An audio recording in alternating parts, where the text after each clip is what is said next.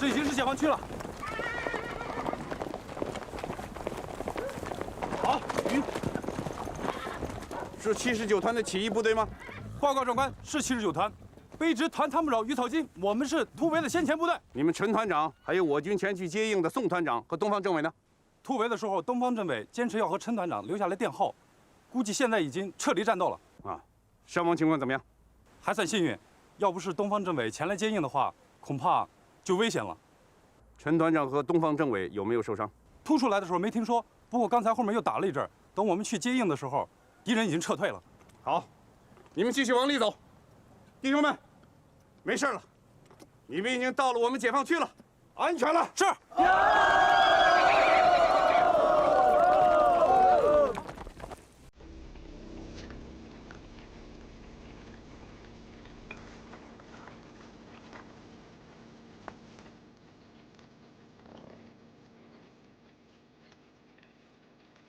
本来打完这一仗，他们就要准备结婚了。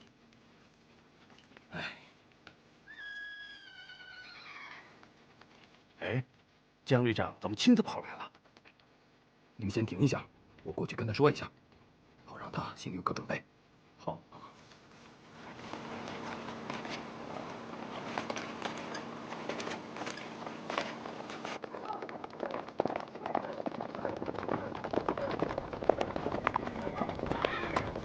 姜旅长，队伍都带出来了。都带出来了。狗日的高汉英拦得很凶，是拦得很凶，可是没拦住。是东方政委带人垫的后。是的，他一直在最后。他说只有这样，才能体现出解放军对起义部队的诚意，并且激发79团的作战勇气。他非常的英勇。废话，他当然英勇。他受伤了？是受伤了。他人呢？在后面。好，马上去接他。姜旅长，你听我跟你说，滚开！我不要听你的什么屁话，我要马上见到他。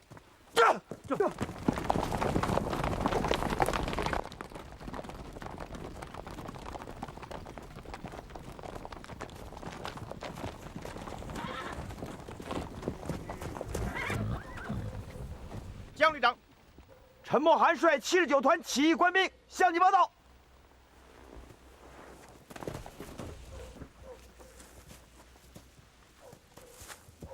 欢迎你们光荣起义。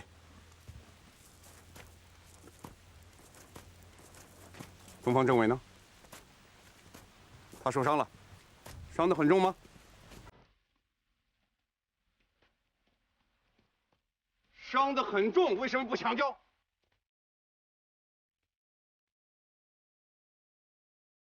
是谁给他带上这东西的？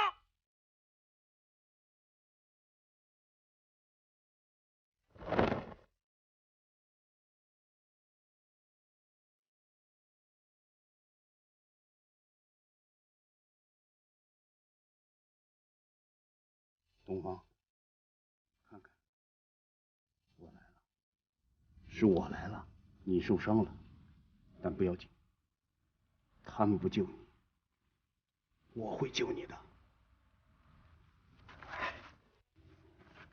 哎，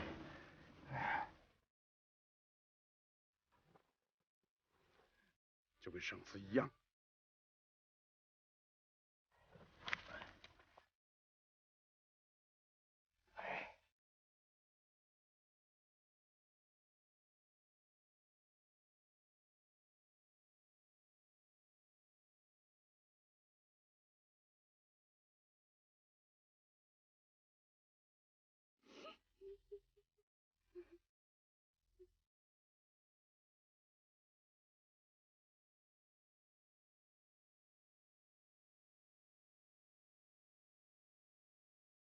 姜旅长，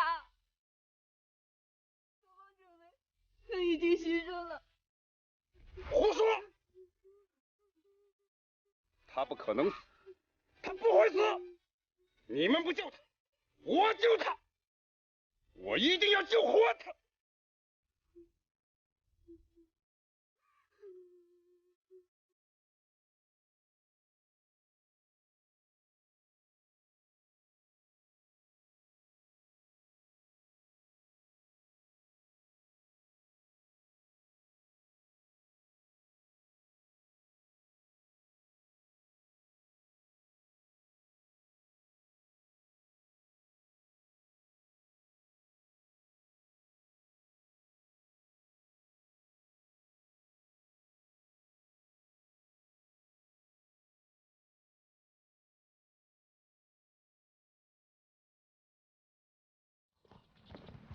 全体起立！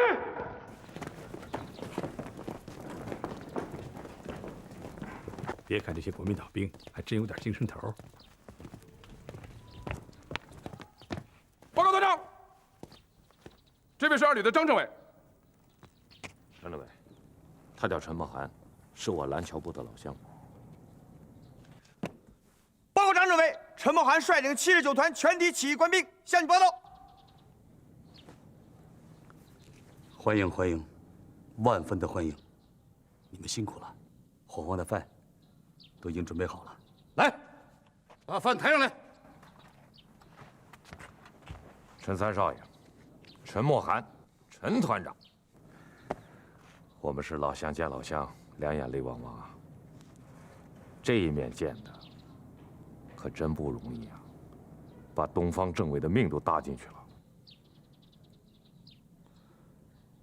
江旅长呢？在里屋呢。这回老姜可是伤了大心了。他把东方政委接回来以后，就一直坐在他旁边，跟谁也不说话。老姜的性格你是知道的，从小没爹没娘，我想他就是亲娘老子死了，他也不会这样的。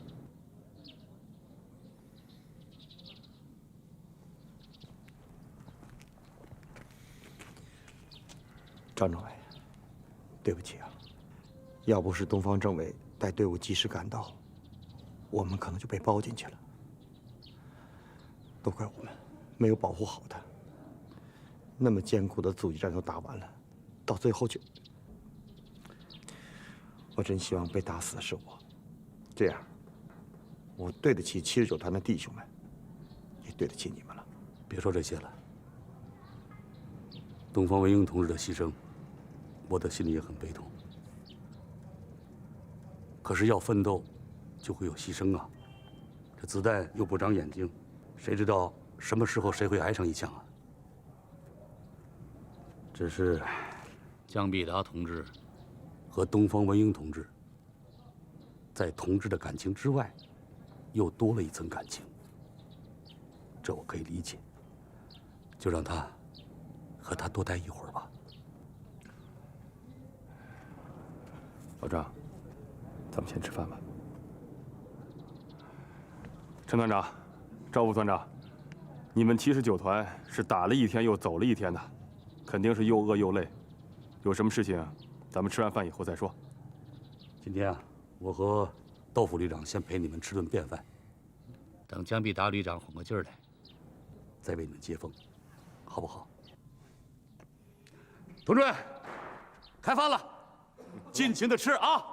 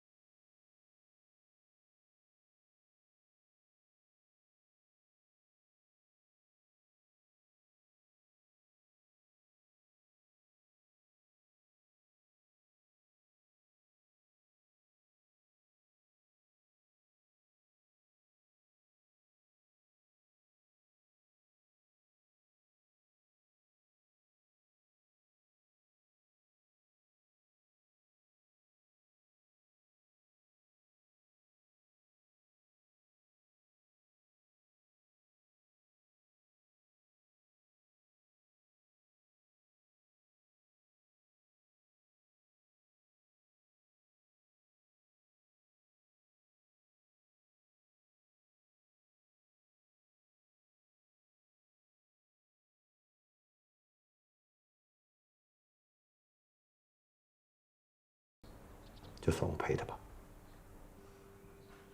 别这样，难过归难过，饭还是要吃的。来，我带个头。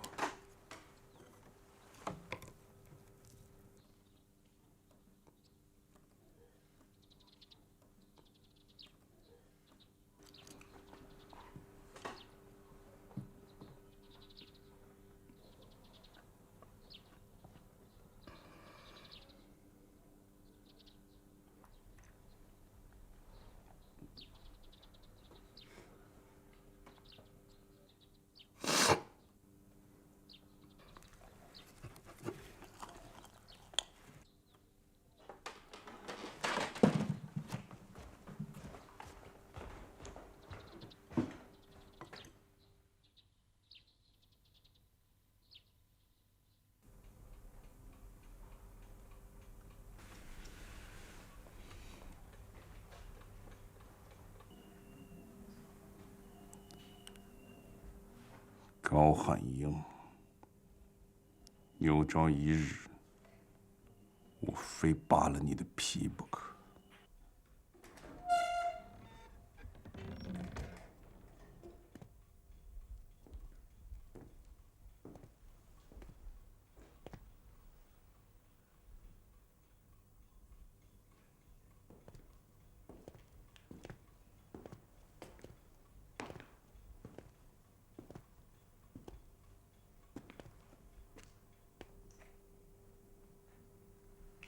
你出去。东方政委是为我们79团牺牲的，让我也陪陪他吧。你不配！老姜，老姜，冷静一点，别忘了你是旅长。老姜，这人死不能复生，政委说的是对的，你是旅长，不能失态。我他娘的试探了又怎么样？如果是我的命丢了就丢了，没什么了不起。我死了，你当旅长一样打胜仗。可是东方文英不一样，他应该活着，好好的活着，他不能死，不应该死。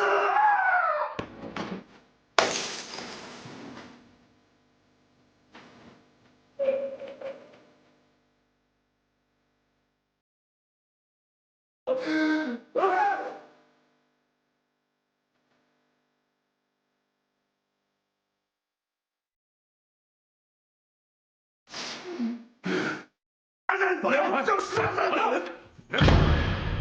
陈宝涵，你给我说清楚，你为什么不去挨这些子弹？你一个大男人，你凭什么让我的东方文英掩护你？你为什么不战死？你说！你干什么？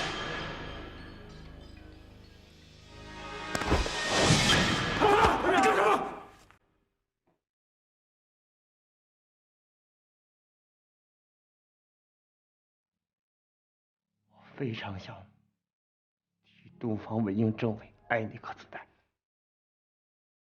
我也非常理解江旅长现在的心情。副旅长说的对，男子汉大丈夫，死算什么？最难过的就是感情观。如果我现在死了，能够挽回东方文英同志的生命，能够使你江旅长从痛苦中解脱出来，毫不犹豫地扣动扳机。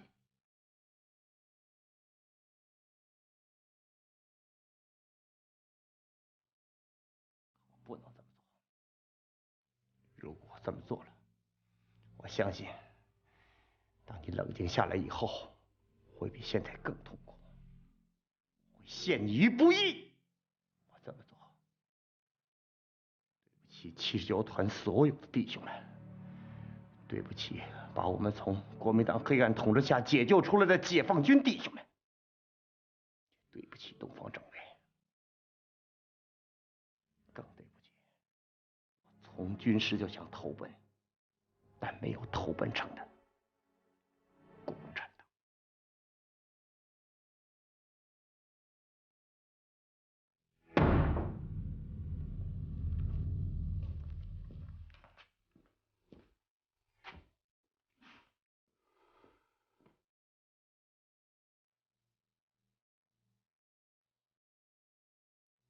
你们都走吧，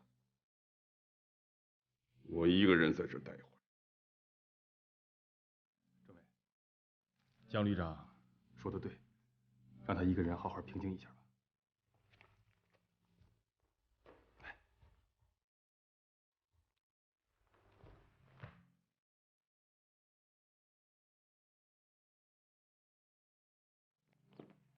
陈默涵同志，陈默涵同志，江必达同志刚才说的话，都是在一种极不理智的情况下说的，那是完全错误的。但是，还要请你们能够谅解，东方文英同志的牺牲，我们大家都很难受。老江就更难受了。要知道，如果不是因为他们就结婚了，我替老江向你们赔礼，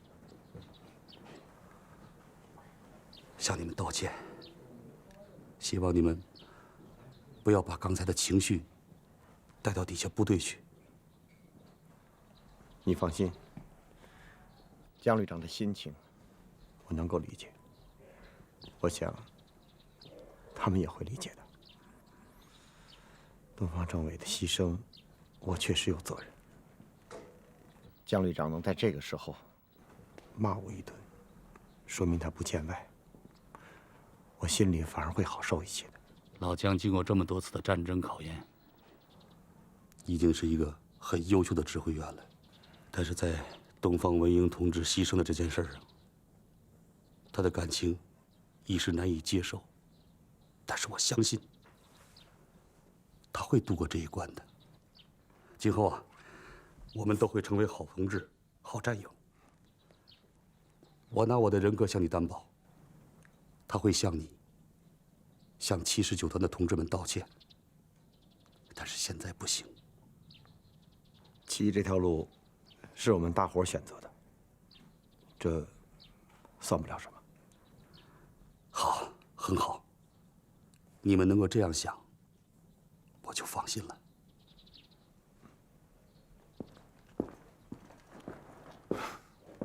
政委，好。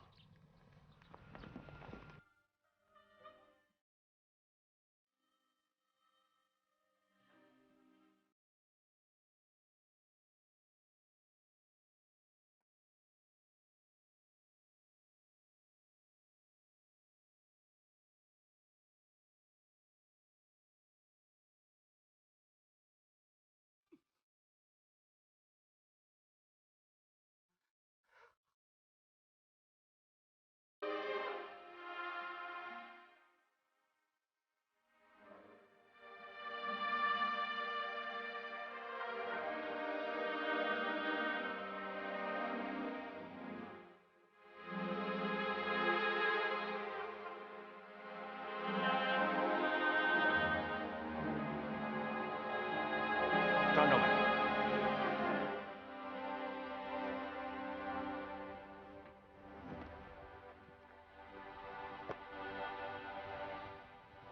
为了表达我们79团全体官兵对东方政委的哀悼，能不能用我们的仪仗牌作为后领队？我和几名团支军官愿意亲自抬着灵柩。政委，让我们抬东方政委的灵柩吧，也好表达我们全团官兵的一点心意。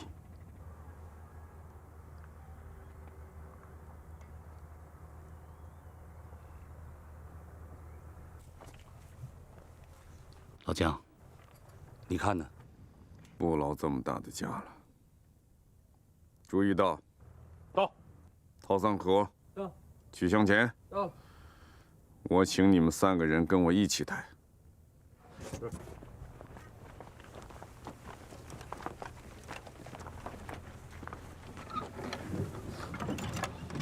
起，起！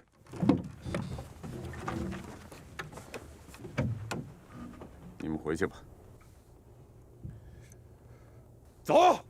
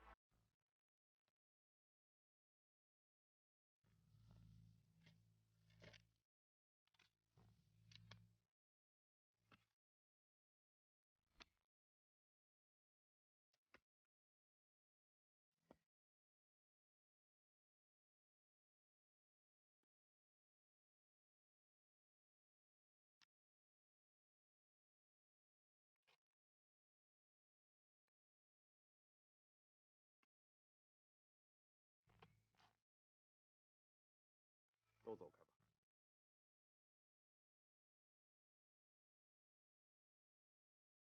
我的人我自己买。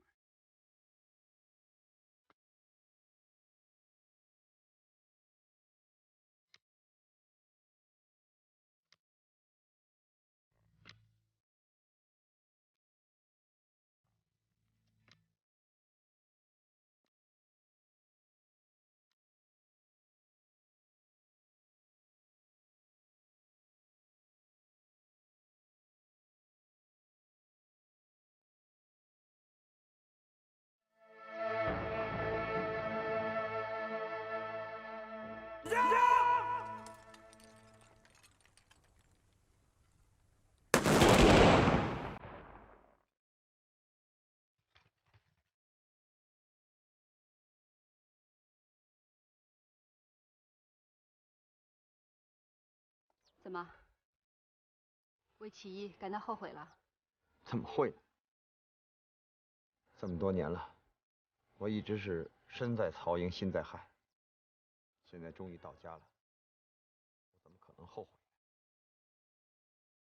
我只是想不通，为什么我面前总搁着这么一个大冤家江大人？我想，他也不是有意为难你。他现在只是被伤心冲昏了头。这我明白。在高汉英那儿，我一直是忍辱负重。我本想起义了，到了解放军这里，心情该舒畅。可没那么简单，该忍的还是得忍，该担的担还是得担的。你这样想就好。我替东方政委，也替江必达，谢谢你。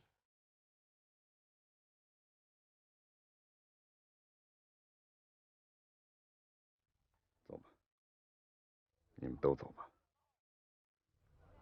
我留在这儿，再陪他说会话。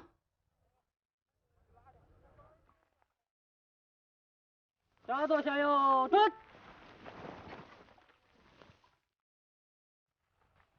这步走。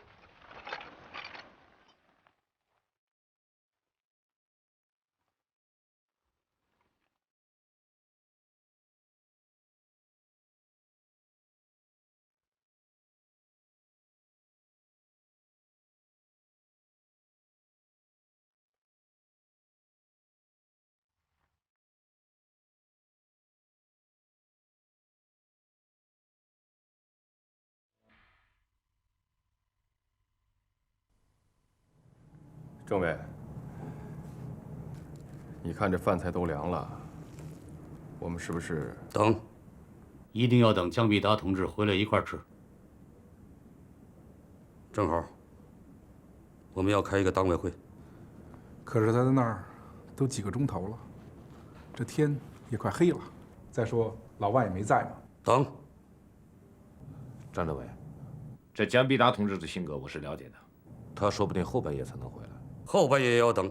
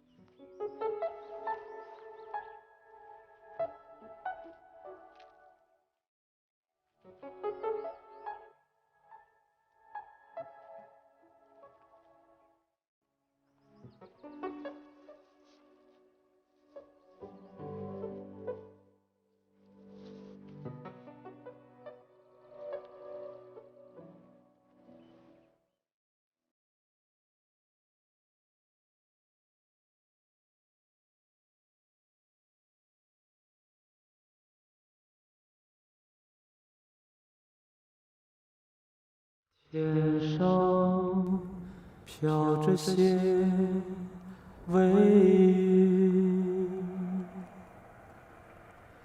地上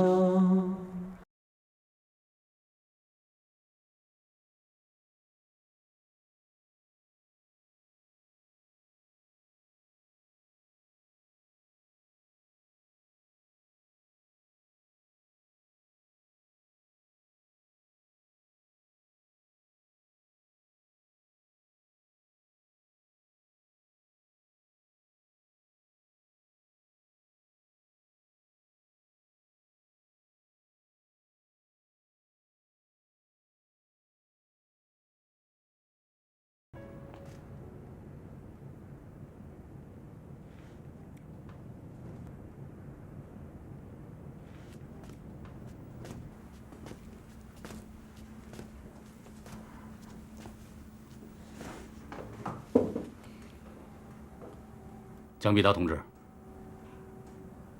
我们大家都在等你呢。吃饭吧。张政委，这饭菜也凉了，我拿到火房去热热。别动。咱们今天就吃这凉菜、冷馒头，啊！也让江必达的脑子冷静冷静。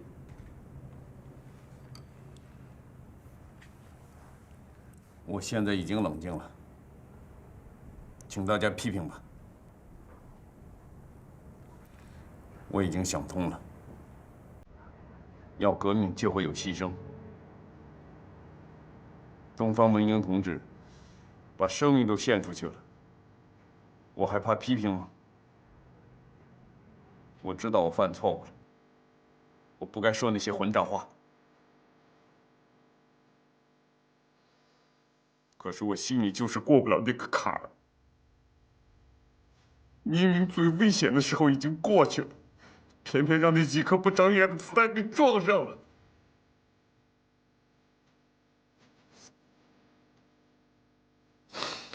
老天不公，不公！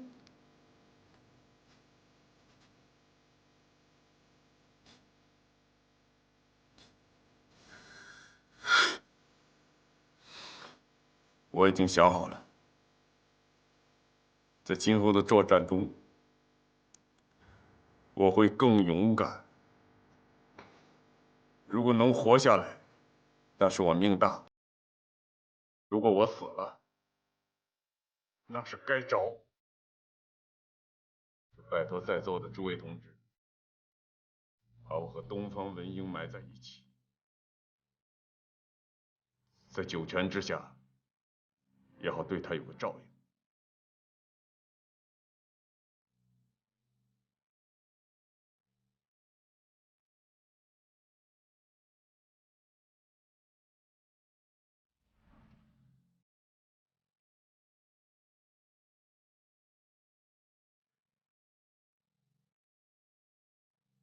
江必达同志已经开始对自己的缺点有认识，很好。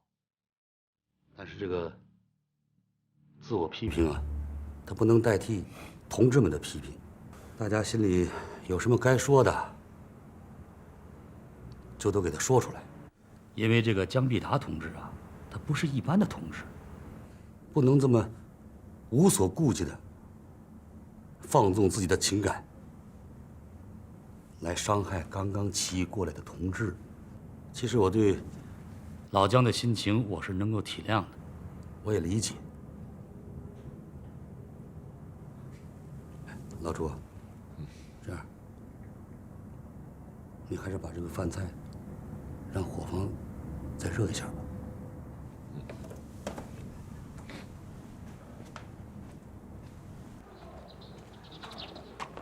团长呢？在。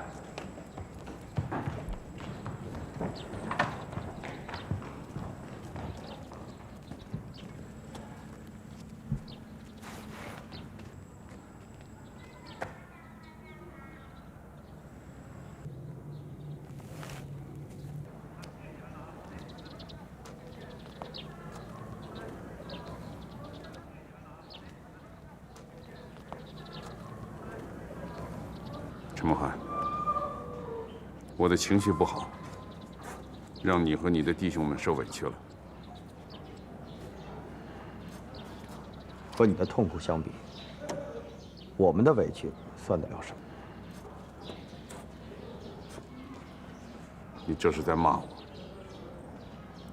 昨天旅党委开会，批了我一晚上。你看，一大早我就来向你赔不是了。是我们对不起东方政委，该赔不是的是我。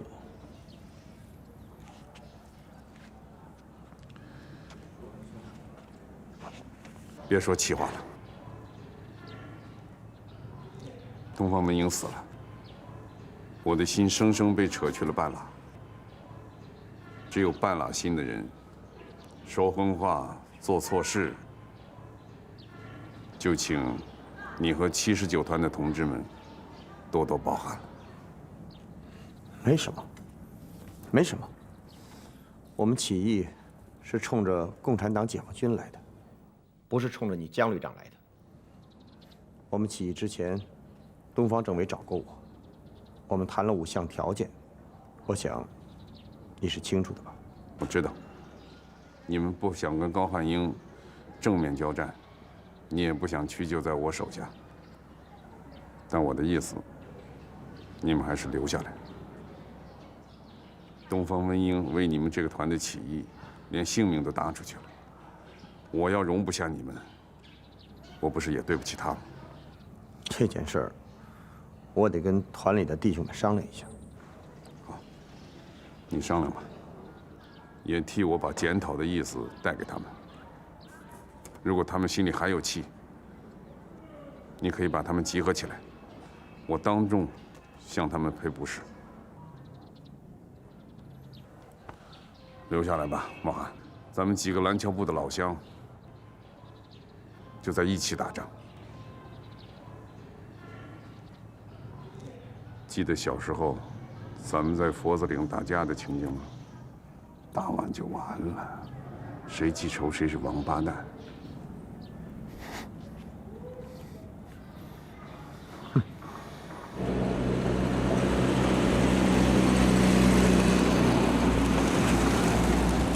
老江，你们在这儿，你带他们先去，我们去迎接一下，走吧。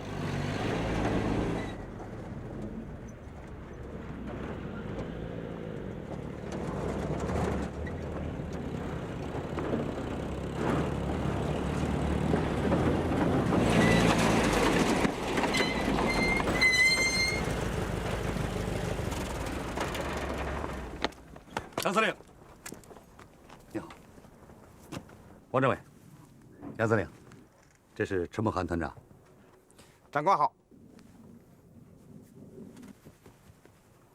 赵务房副团长。首长好。欢迎啊！首长好。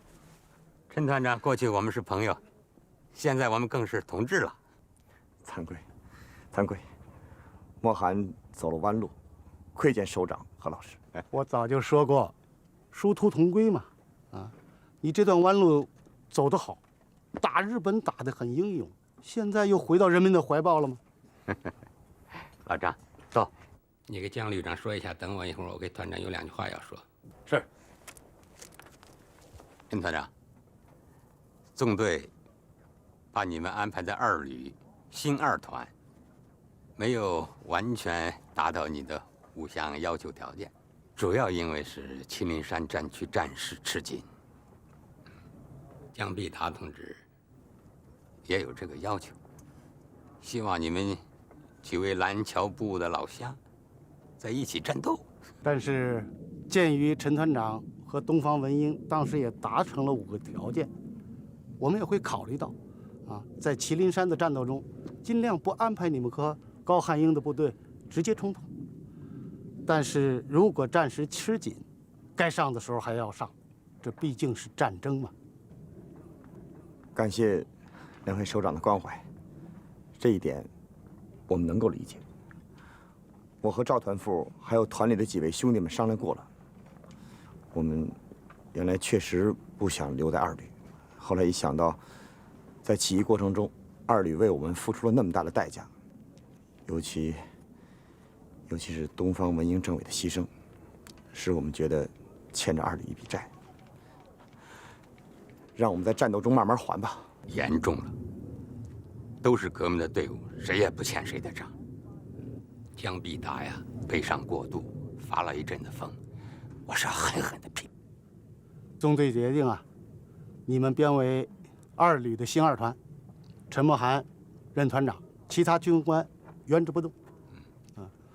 但是按照解放军的编制，应该设政治委员和政治处。不过考虑他还有个习惯问题，也可以再拖一拖嘛。既然是解放军了，就按解放军的章程办。首长提的这2点，我们都同意。我们尊重政治委员的最后决定权。是党委的决定权哦。重大事项都是由党的集体领导进行决定的。不过你也要尽快的加入组织啊。如果你提出申请，我了解他，我可以做他的介绍人。好，谢谢老师，谢谢首长。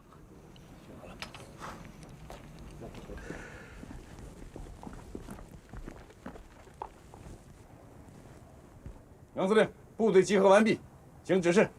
请坐下。叫大家坐下。是。一团，坐下吧。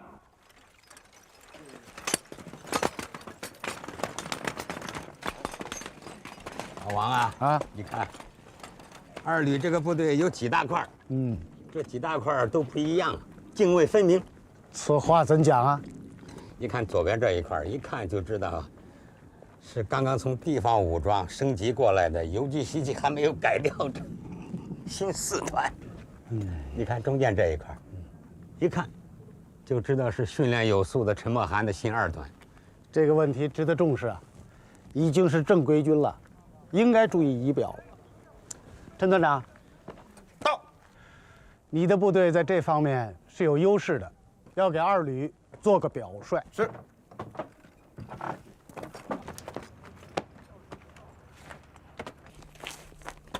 2团，坐下。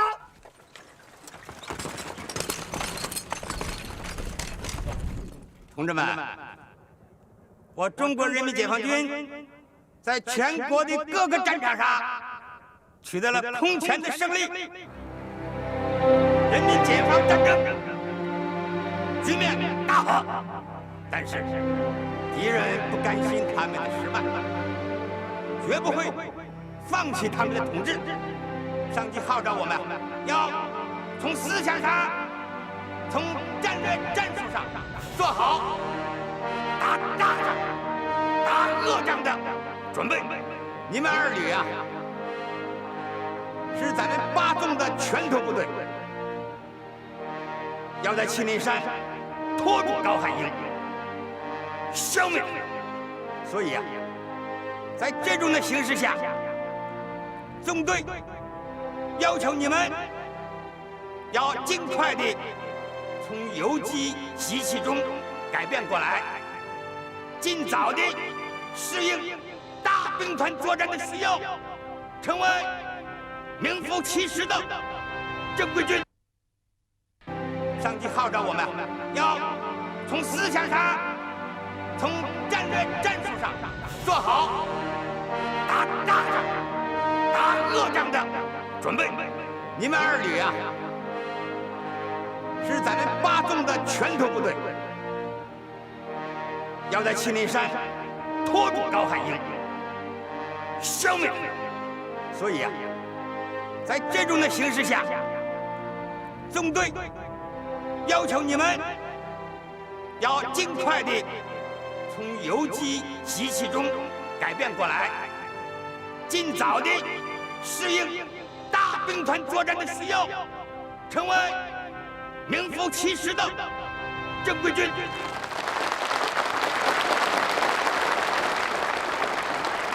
在这里啊，我要表扬一支部队，大家注意口令：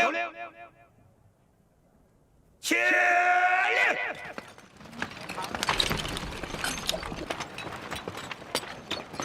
杨旅长、张政委，你们看一看。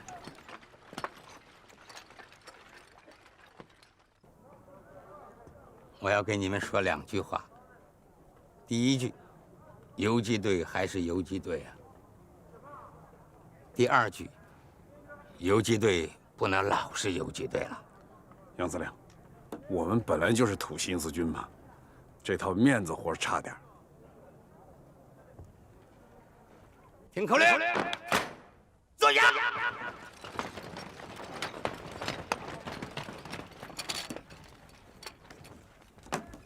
同志们，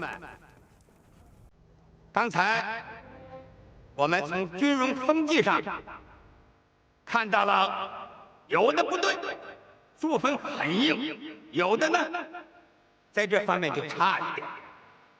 这不能怪大家，因为过去我们忙于作战，没有精力，也拿不出大把的时间来进行军人素养的训练。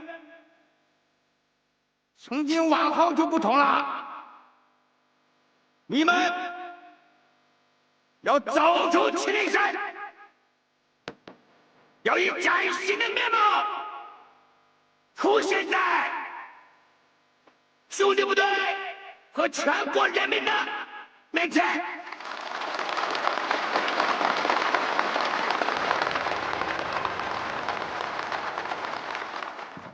来，尝一尝美国佬的压缩饼干。好，尝尝。刚刚搅和了，说带2个罐头，忘了。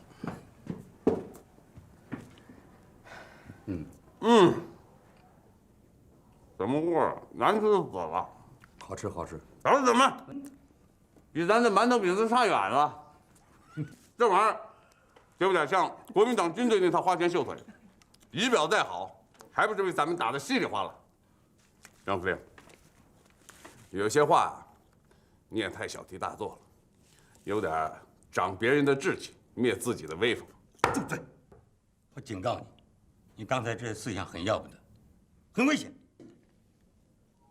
什么花拳绣腿？陈默涵的部队搞的不是花拳绣腿，是基础训练，是一个军人作风的养成。什么叫花拳绣腿？什么叫小题大做？我看你从思想上还没有真正的完成从游击队到野战军的这个转变。你本人认不到这个素质提高的重要性。部队怎么提高？谁是别人？谁是自己？我问你呢，谁是别人？谁是自己？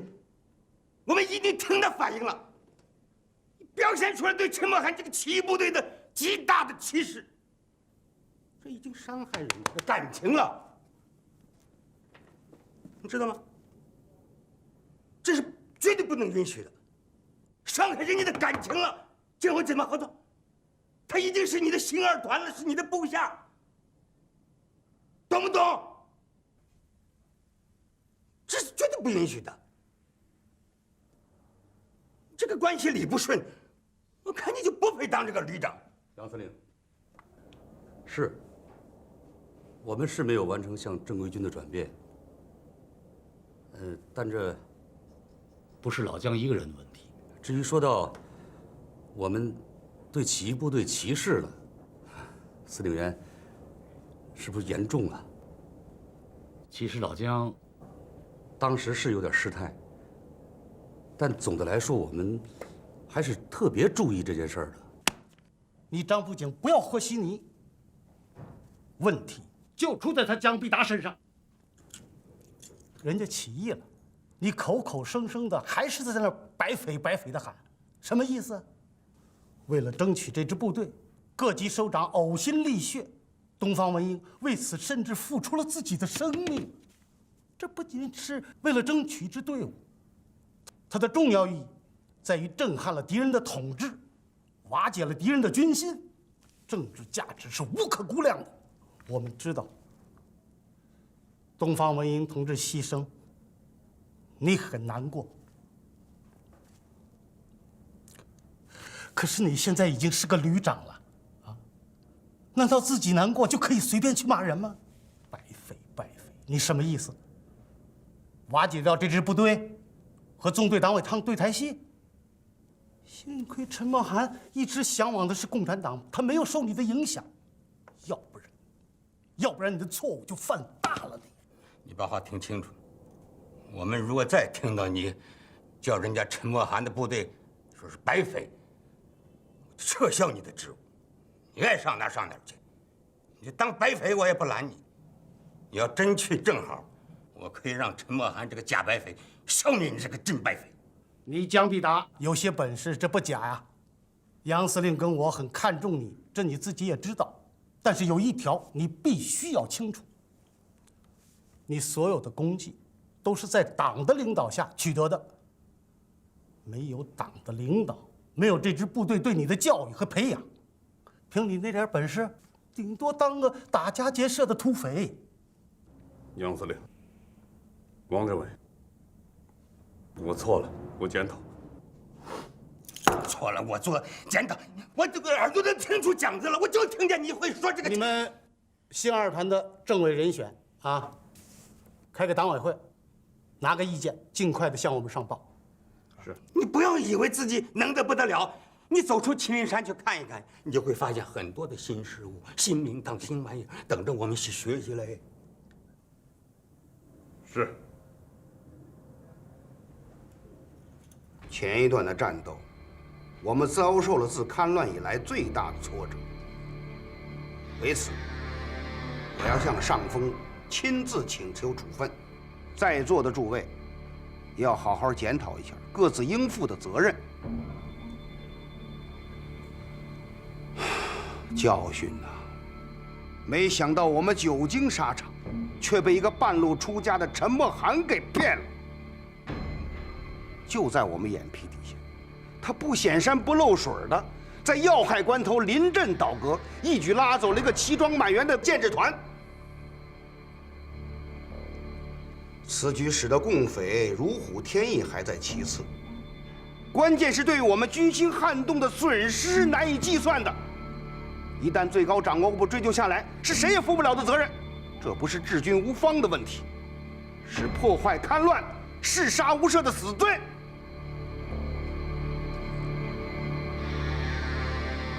文副师长，就在79团反水前夕，你去汤山集视察过，却没有发现过任何蛛丝马迹，不能说没有失察之责吧？79团反水，事前我没有看出来，自然是有失察之责。但是，陈默涵的真实思想隐藏得如此之深。如果今天他仍然和我们坐在一起开会，又有谁敢说他不是党国的可用之才呢？况且在高师长的麾下，我是一个外来户。陈默涵的提拔和任用和我毫无瓜葛。我想，要不是师座对他如此器重，以至于把79团交到他手里，也就不会有现在这样的结局了吧？就算你我同有失察之责，可是当陈默涵突围之际，你却越俎代庖，直接命令一旅长放慢速度，致使79团从二龙岗脱逃，恐怕也有作战不利的责任吧？看来师座是真要追究我文某人的责任了。至于为何放慢速度，就地展开。一旅长，你说说看。那是不得已所为啊。因为当时共匪江毕达部一部已经斜插过来，有掐断我后路之余啊。任何事情，当事后诸葛亮都是最聪明的。可是人无远虑，必有近忧啊。比如说张家玉团长吧，如果还健在，也应该坐到这里和我们一起开会。可是他被人暗杀了，被谁暗杀的呢？疑点最大的就是那个高秋江。对于这件事儿，师座是不是也应该负一点责任呢？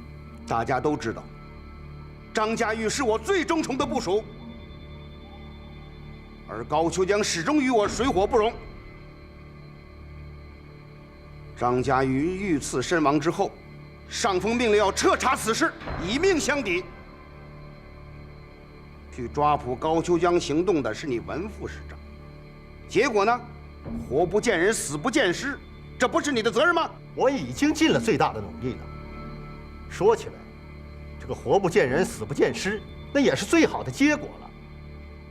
诸位想想，咱且不说高秋江身手不凡，就是把他抓回来了，这不是逼着咱们师座大义灭亲吗？要是我的人当场把他击毙了，谁知道师座又会怎么想啊？那毕竟是你的同胞妹妹呀。所以有些事情最好是听其自然，不要把事情做绝。现在是在讨论79团的事情，不要扯得太远。那任何事情都是有关联的。高秋江暗杀张家玉，就是因为痛恨张家玉，临阵脱逃，以邻为壑，才导致石云彪阵亡。如果石云彪没有战死，79团就不会离心离德，恐怕也就不会投向共军了。你，二位师座，关于战场上失利的问题，不是我们一个部队的事儿。要论责任，我们谁也不能论清楚。我想当务之急，我们还是研讨一下下一步的行动方案吧。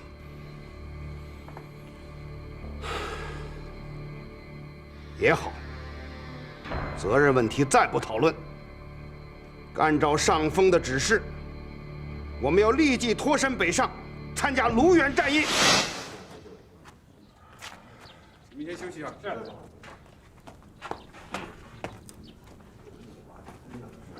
都来了。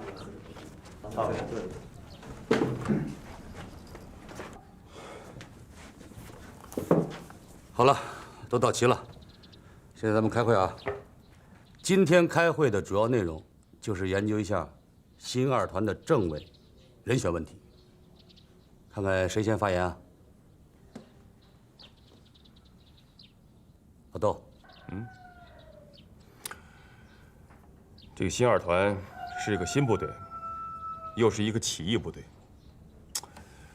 我觉得这个政委的人选，确实需要好好考虑一下。老张有合适的人选吗？大家一块儿合计合计吧。我发言。老姜，老张，我想由我去担任新二团的政委，不知道大家意见如何？那你吕副政委的职务呢？我想这是可以兼任的吧。要派吧，就给人家派一个实实在在的政委去，不能派一个兼任的政委去。我看万古碑同志的提议值得考虑，由副政委兼任团政委，这说明我们吕党委对新二团的重视。我的意见，由原3团团长曲向前同志改任2团的政委，敌工部长马希平同志任2团的副政委兼政治处主任。老姜，我不太同意这个意见。曲向前是军事干部，从来没有搞过政治工作。谁说搞军事的就不能搞政治？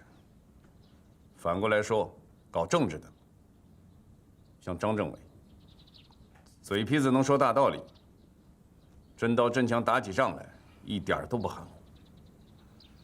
这曲向前去当政委，嘴皮子是不是笨了点啊？就不想给人家派一个嘴皮子能说会道，但真刀真枪打起来就顶不住的，让人家笑话咱解放军。老姜，你说这话的意思，是我碰到真刀真枪就顶不住了？哎，那得要经过真刀真枪考验才行。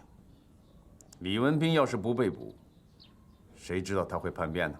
哎，老姜，你这话扯远了。我认为万古碑同志的提议是可以考虑的。我的意见，万古碑同志不适合担任新二团的政委。老窦，你的意见呢？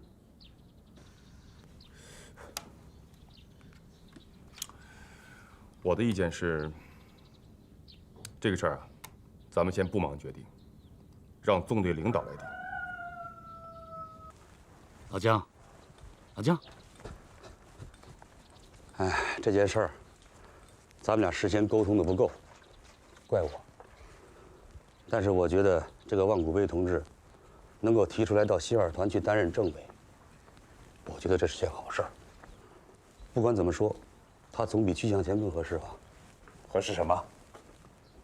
像新二团那样，刚从国民党那边起义过来的部队，应该派个实实在在的人去，人家才信任。像万古碑，他在旅里挂个副政委就算了，要去到那边再搞什么内部整顿，怎么收拾？老姜啊，看来你对万古碑同志还是有怨气。这人嘛，总有犯错误的时候，是不是？人无完人嘛。那你不是还刚刚犯过错误吗？啊，老姜啊，不能把人看死了。我就是把他看死了。他是个红皮糠萝卜，外表革命，里头一团糟。那我呢？我在你眼里是什么？你跟他不一样，你是干辣椒，皮儿是红的，瓤儿也是红的。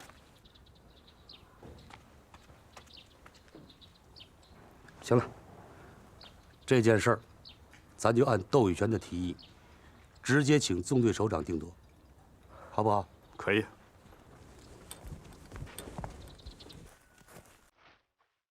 秋萍姐，你说东方政委托我带给他的话，我怎么告诉他呢？前段时间我确实被他的伤心劲儿给吓坏了，现在刚刚一过，我怕一提起。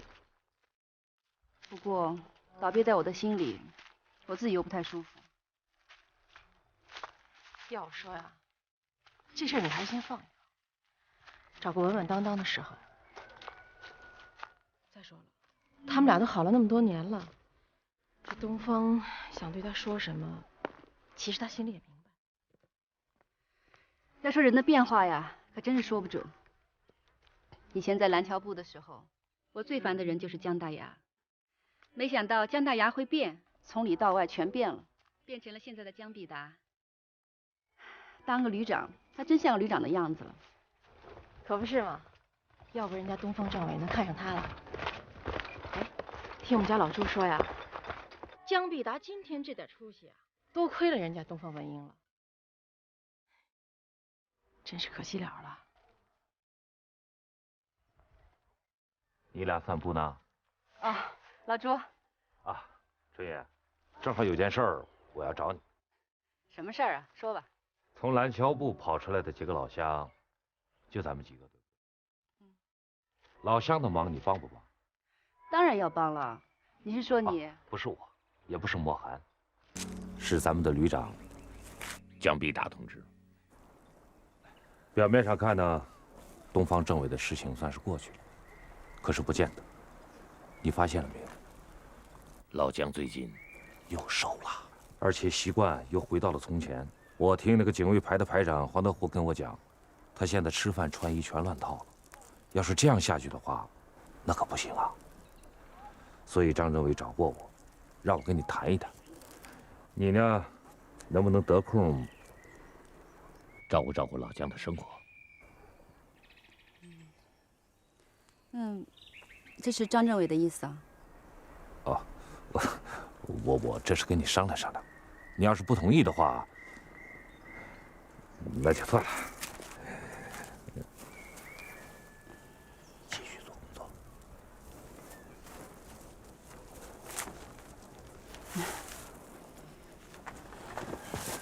慢点，小伙子。慢。大伙儿啊，哎，刚刚提了警卫排长，你这个兄弟摇葫芦就粘上你了。哎，朱团长，你说的不对啊，你我也算阶级兄弟吧，所以说这摇葫芦啊，也算是你兄弟。臭小子！好，既然是兄弟，带上他一起走。走，摇葫芦。走。刚才看了新二团的训练，算是开了眼了。大家知道，我们江淮二旅很快就要出山了，就要去打大仗，所以今天的演练对我们很重要。大家知道，我们以前取胜，关键的一条是打得赢就打，打不赢就走。可是走来走去，都没走出麒麟山去，所以对平原地区大部队远距离机动还是比较陌生的。刚才新二团从行军序列、战斗队形、侧翼保障，以及首尾联络信号的设置这些科目都进行了示范，我认为非常好。不知道大家是不是服气？我服气。新二团到底是正规军的底子，打游击战他们得向我们学习，打正规战我们得向他们学习。还有啊，将来大部队的行动，每一个环节都至关重要。所以各团回去以后要效法新二团。第一呢，要制定行军路线；第二，要绘制路线图；第三，要制定出在行军的过程当中对付意外情况的应急措施。按豆腐旅长的要求去做。陈团长，我们这些干部起码都是好汉，但是都没坐过汽车。你这儿不是有吉普车吗？美国做的。啊，带大家兜兜风，感觉感觉怎么样？好，我马上去办。好。哎呀，这帮家伙，平常骑在马上都敢站桩打坐，到了这么宽敞的汽车上，反而站不稳了。来，我看咱们以后得培养些驾驶员吧，不然以后打大仗缴获的汽车没法弄了。好，那这样吧，我每团抽几个战士到老陈那儿学车吧。每团一个班。好，交给老陈。由于东方文英的突然牺牲，江必达非常伤心，而且呢发了一阵子邪火。陈默涵他们也确实受了一些委屈，所以我考虑可能会给今后的工作带来一些隔阂。所以你这个政委，不但工作要做好，而且一定要做细。请首长放心，我会尽力的。只是在目前的情况下，新二团的政委谁去担任，我认为是至关重要的。我估计，在政委的人选上，你和江必达是不是各持一端啊？司令员，您猜对了。万古碑主动要求到新二旅担任政委，当时我表示同意，但是江必达坚决反对。他什么理由啊？还不是因为当初万古碑整过他吗？他心里有隔阂，还说老万是红心糠萝卜。他自己的人选呢？他的人选让曲向前担任政委，让马锡平担任副政委兼政治部副主任。这不明摆着看不起其他的同志，安排自己的人吗？曲团长当政委肯定不合适。那万古碑呢？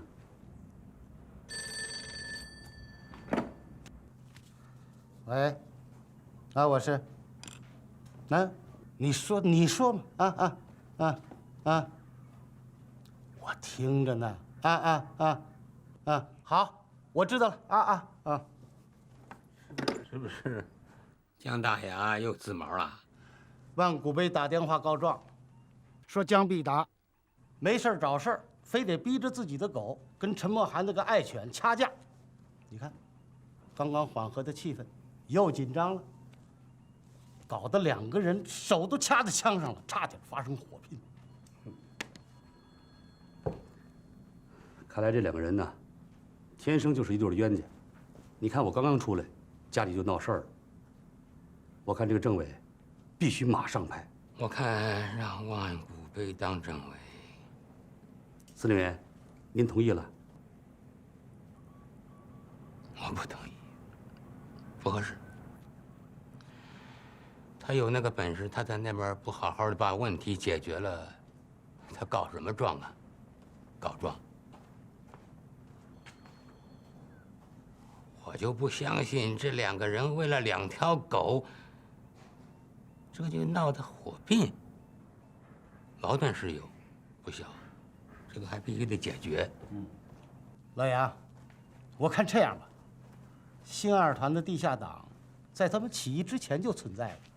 我看这个政委啊，就出在他们自己的队伍里，由赵无妨就地任职，你看怎么样？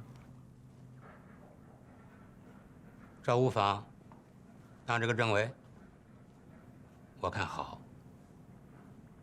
啊，那就这么定了啊。你回去以后尽快把这个任职命令宣布一下。是。好吧。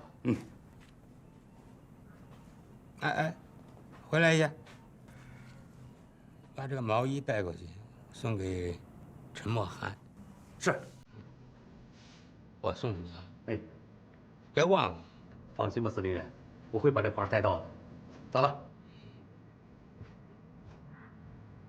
老赵，我可真没想到，给我们2团派来的政委，竟然是你。上级这样安排啊，我想主要是考虑到对老79团的弟兄们更容易接受啊。今天的命令一下来，我才知道，原来你2年前就入了党，而且在我的眼皮底下悄悄地发展了组织。老赵啊，咱们算是生死之交吧？你可不够朋友，为什么不发展我入党？这事儿得慢慢来。你说在当时那个情况下，我能发展你这个国军的团座吗？你又不是不知道，我压根儿就不是一个死心塌地的国民党，我是走错了门啊。这事也怨我谨慎过头了。这样吧，你要是不嫌弃，你的入党介绍人，除了王政委以外，再加上我一个。请进。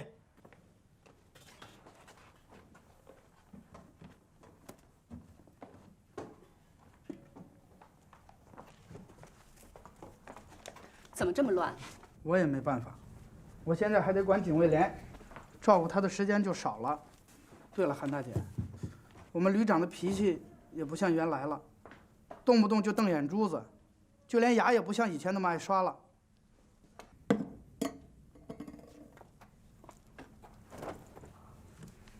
我跟你说，这样可不行，不能因为东方政委牺牲了，他就这样。以后啊，我经常抽空来帮你收拾一下，不过你也得配合。是。来，怎么配合？保密。是。记住了，千万别让你们江旅长知道了。是。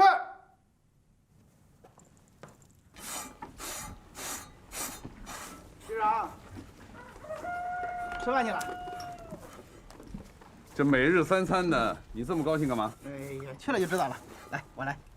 你这家伙，神头鬼脸的，跟我打什么埋伏？去吧。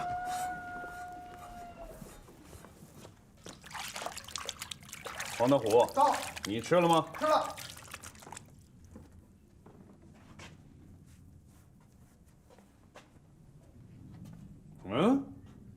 面鱼儿，谁做的？保密。好，黄德虎，你给我装神弄鬼儿。这大师傅的手艺不错啊。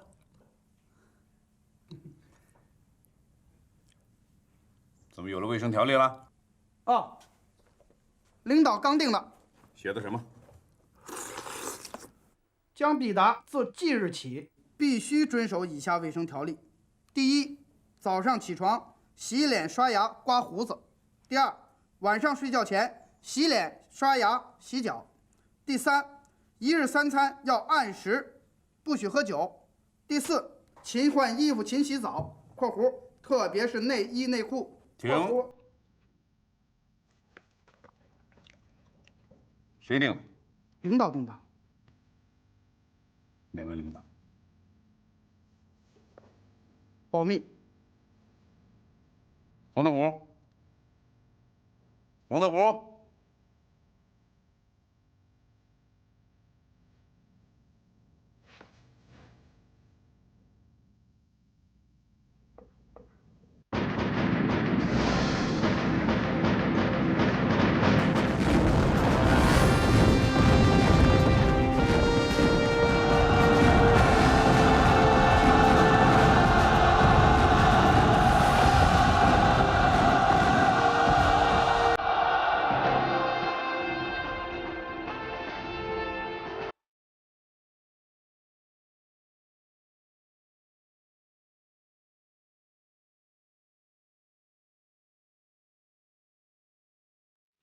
最近这一段，整个形势概括起来就讲一个字：好。由于整个战场的局势急剧变化，国民党军呢是顾此失彼啊。蒋文昭的残部数万人被我们3个纵队和地方武装分割围困在10几个据点里头，兵团首长指挥我们以绝对的优势兵力围而不打，步步蚕食啊。那么高占英和蒋文昭呢，就像身上裹了一张牛皮，怎么讲啊？太阳一晒，牛皮那么一抽，怎么样？是越收越紧啊。蒋文昭部在他内无粮草，老陈，这王政委做报告怎么那么好听啊？哎，就跟那个说书的似的。那还用说？王政委原来就是洛安州国立中学的中学老师，我那点墨水啊，差不多都是从他那儿学来的。要不是赶上乱世打仗，他现在早就成了大学校长了。变成了老陈，流水细沙。要是不打仗的话，我估着你现在该当大学教授了吧？我们又给他消灭了一半，他还剩下一半。哎呀，还是乱世好啊！要是不打仗，我现在还在那个蓝桥部当我的灭将。但是，他挡不住我们解放全中国的步伐。灭将旅长呢，顶多是从瑞泰武装的小伙计儿混个小老板。团司令部命令我们江淮纵队整编为军。蒋大牙，你出手挺狠啊！整编为师，各个纵队的首长和政委提升为师长和政委。老杨，给大家说几句吧。各位师长、师政委、团长、团政委，同志们，我们的职务提高了，可肩上的担子也就重了。我们的大军打过长江以后，国民党的全部的意志恐怕就会集中在一个字上，那就是逃。我们的全部意志也会集中在一个字上，那就是追。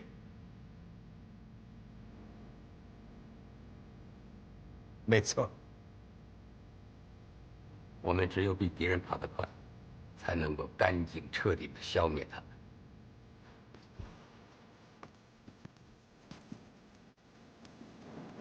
专员，我这次去南京开会，还望各位同心协力，带好部队。我们这样一支堂堂的国军劲旅，竟被杨廷辉、江必达之辈一路追杀。好在有长江天堑可凭，他们也只有望江兴叹。师座，只怕长江也未必能挡住共军进攻的势头啊！在这样一个时刻，师座丢下部队，自己去南京，恐怕不大合适吧？我怎么是丢下部队呢？我只是暂时离开。再说上面拖欠的军饷，也得我亲自出面才能要回来。我担心的是，共军随时都可能大举渡江，只怕你带着军饷回来的时候，137师就不在这个位置上了。怎么可能呢？有汤司令陆海空的立体防御，共军是不能越过长江天堑的。我走了以后，你们要严守岗位。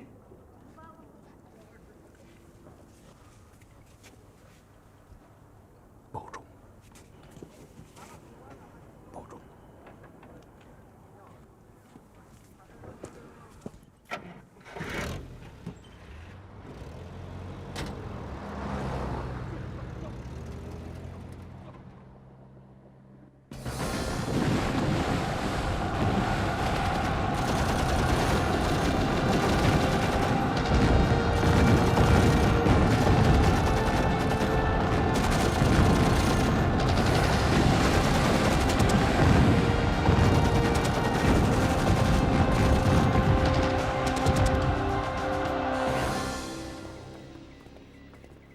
师座，请看。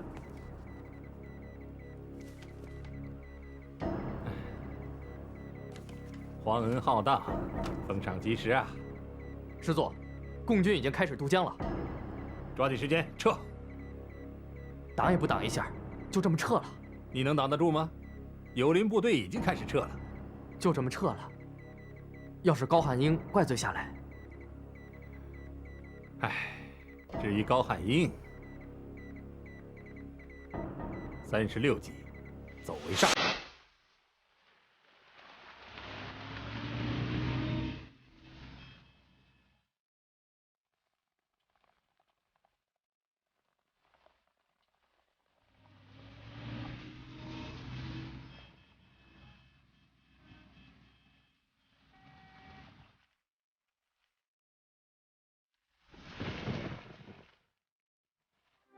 不寒，你看这天气，这鬼天气，雨下起来没完没了啊！是啊，这连夜追击，部队的伤亡不大，可物质损失可不小啊！尤其是粮食和鞋子供应不上，这可是个大问题。你看这部队快坚持不住了！没让你们坐下的都坐下了，继续前进，同志们，坚持住，继续前进！地图，真是很累，还有几十公里呢。是啊，可师长让我们天亮以前必须赶到文昌殿。你们是哪个团的？怎么停下来了？实在走不动了。报告师长，战士们实在太疲劳了，想休息一下再走。你想休息多长时间呢？我们只需要休息半个小时。我只能给你半分钟。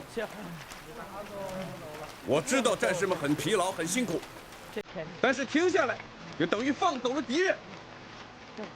我知道你们不是高汉英那样的怂包队伍，你们能打硬仗，但是在共产党的军队里，走路就是打仗，有时甚至是比打阵地战更为重要的作战方式。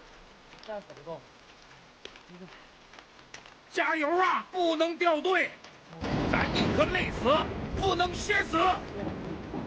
一团的战士们也很疲劳，也很辛苦，但是他们一团只有跑死的兵，没有要求休息的兵。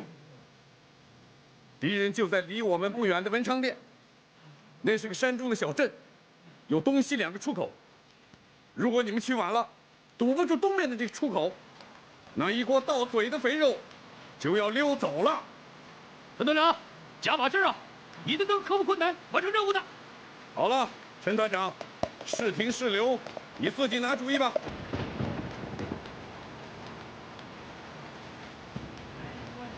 老79团的弟兄们，新2团的同志们，丢人呐！大家想一想，我们什么时候丢过这样的人？老天爷是公平，人家呢，还是一直在往前走。我们呢，坐下了，躺下了，趴下了。我们什么时候服过输？作为军人，我们都将蒙受耻辱。我命令你们，除了枪支弹药，扔掉所有的东西。走也好，爬也好，滚也好，总之必须前进。就是把裤子跑掉，光着屁股，也要按时赶到文昌殿。同志们，跑死了是烈士，停下来那是逃命。兄弟们，战士们，走啊！走啊！走！走啊！你看这天气，这鬼天气，雨下起来没完没了啊！是啊，这连夜追击，部队的伤亡不大，可物质损失可不小啊！尤其是粮食和鞋子供应不上，这可是个大问题。你看这部队快坚持不住了！哎，没让你们坐下的都坐下了，哎，继续前进，同志们，坚持住，继续前进！哎，地图，哎，真是很累，还有几十公里呢。是啊，可师长让我们天亮以前必须赶到文昌殿。哎，你们是哪个团的？咱们停下来了。实在走不动了。报告师长，战士们实在太疲劳了，想休息一下再走。你想休息多长时间呢？我们只需要休息半个小时。我只能给你半分钟。我知道战士们很疲劳，很辛苦，但是停下来，就等于放走了敌人。我知道你们不是高汉营那样的怂包队伍，你们能打硬仗，但是在共产党的军队里，走路就是打仗，有时甚至是比打阵地战更为重要的作战方式。加油啊！不能掉队，咱宁可累死，不能歇死。一团的战士们也很疲劳，也很辛苦，但是他们一团只有跑死的兵，没有要求休息的兵。敌人就在离我们不远的文昌殿，那是个山中的小镇，有东西两个出口。如果你们去晚了，堵不住东面的这个出口，那一锅到嘴的肥肉就要溜走了。陈团长，加把劲啊！一定能克服困难，完成任务的。好了，陈团长，是停是留，你自己拿主意吧。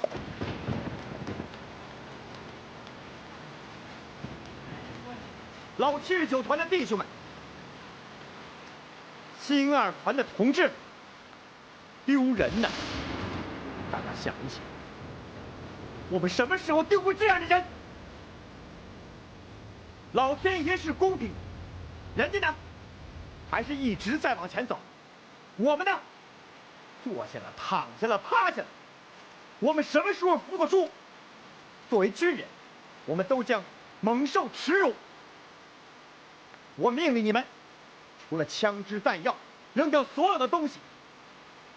走也好，爬也好，滚也好，总之必须前进。就是把裤子跑掉，光着屁股，也要按时赶到文昌殿。同志们，跑死了是烈士，停下来那是逃命。兄弟们，战士们，走啊！走啊！走！走啊！快！师座，我派出宪兵报告，这西口发现了共军，我们已经走不出去了。严天宇，他们怎么能追得这么快呀？那么赶紧从镇东头走啊！镇东头也堵住了，是战是降？师座，您拿个主意吧。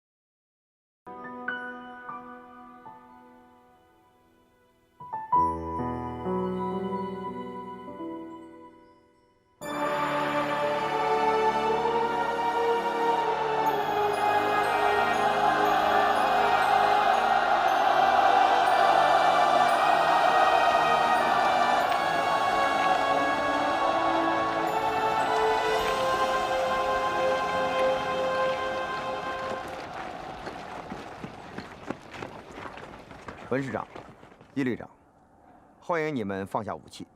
要知道，和旧日的同僚作战是我陈慕寒最不情愿做的事情。谢谢你们2位选择了投诚。其实我早就预料有这一天了。当初你的那点小动作，瞒得了别人，你瞒不了我。我放了你一马，不图别的，只图日后狭路相逢，好有个照应。你们的确兵贵神速，我要是只顾自己亡命，我有车可驱，你们未必能追得上。可是我不能扔下自己的部队不管呐。文师长，还是带着部队投诚的好啊！如果你们跑的只剩下你们2个孤家寡人了，那投诚的分量不是太轻了吗？是吧？那是，2位老弟，还是你们有先见之明啊！30年河东河西，我们成了丧家之犬，你们却成了新朝的功臣，这真是识时务者为俊杰。你们识得早，我们识得晚呐。还望你们念及2龙岗没有赶尽杀绝之情，多行优待政策。这一点，我和老赵会向江师长和军首长汇报的。再说，你们也是有义举的，投诚不分先后，殊途同归，只是时间的问题。放心吧，解放军会对你们优待有加的。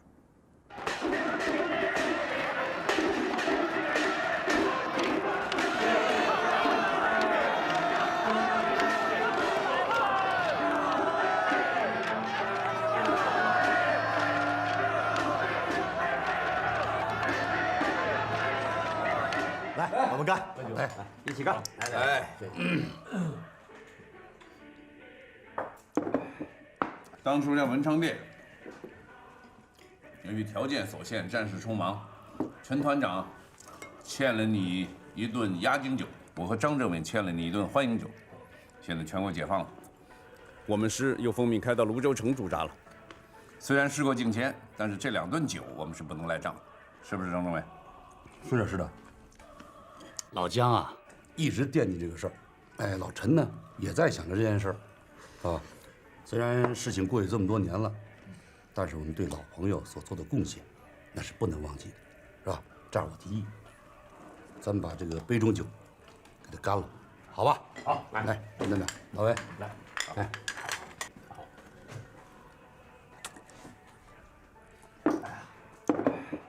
哎呀，感谢江师长、张政委，还念过旧情。哎，只是物是人非呀。现如今你们诸位还都荣光依旧，我已经是卸甲归田了，眼光还是不够远呐。想当初79团起义的时候，我要是一同响应，可就不是今天这样子喽啊！其实啊，卸甲归田也没什么不好。现在解放了，和平年月了，文远兄又有那么高深的文学底子，肯定会大有作为吧？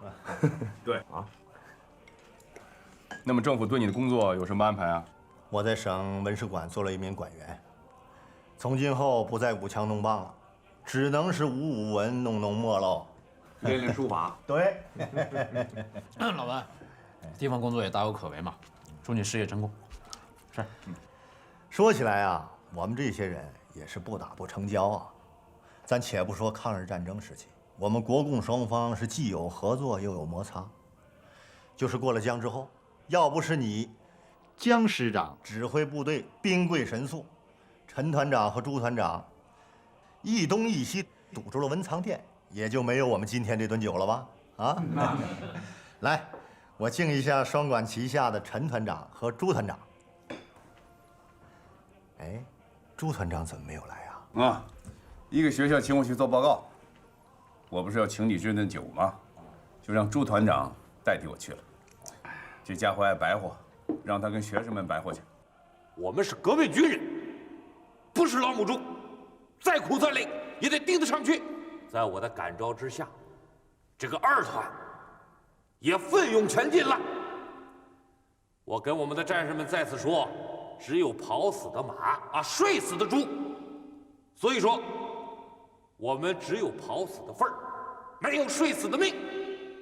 就这样，我们赶到了文昌店，我们给敌人来了一个瓮中捉鳖，我们不费一枪一弹，就解决了敌人一个师。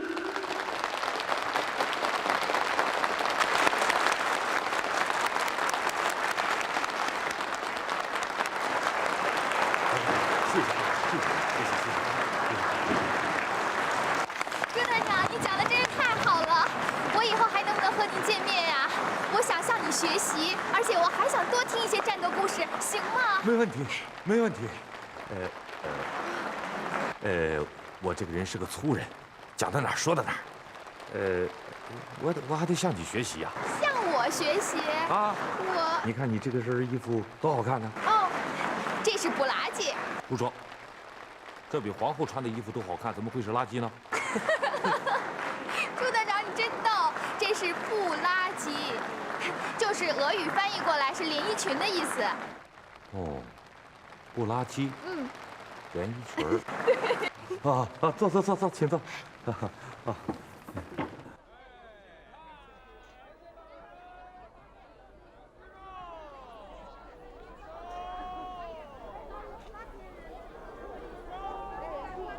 布拉吉，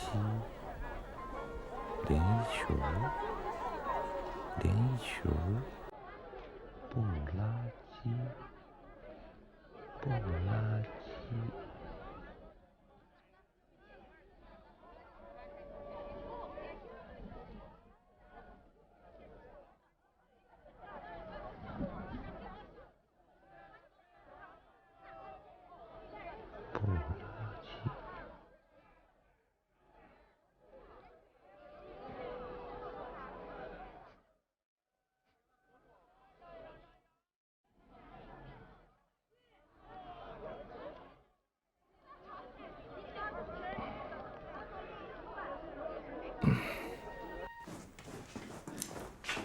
庞科长，又让你受累了。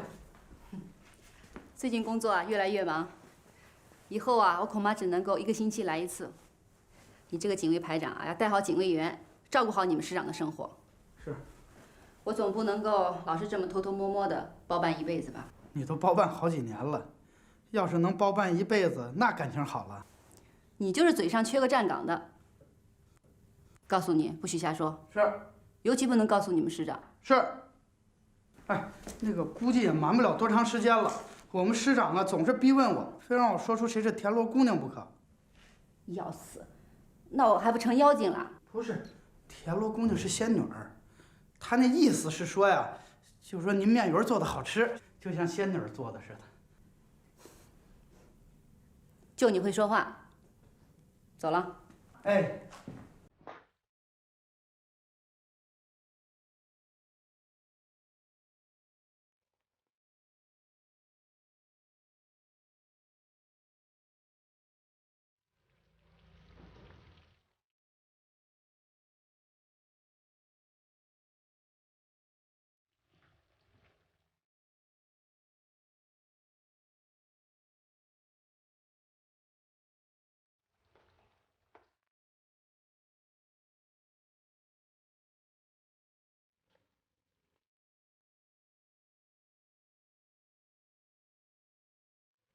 韩振宇，喂，莫寒，我找了你半天。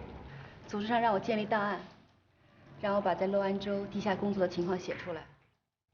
刚才我在这儿想起了一个人，高秋江。也不知道他现在人在哪儿。我也一直在想他。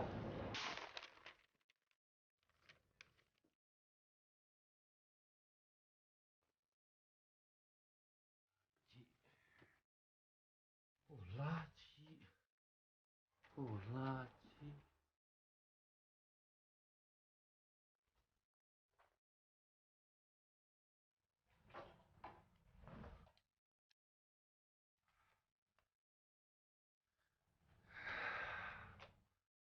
不垃圾，不垃圾。这么好看的衣服怎么会是垃圾呢？这简直就是个布宝贝嘛！哎，谁呀？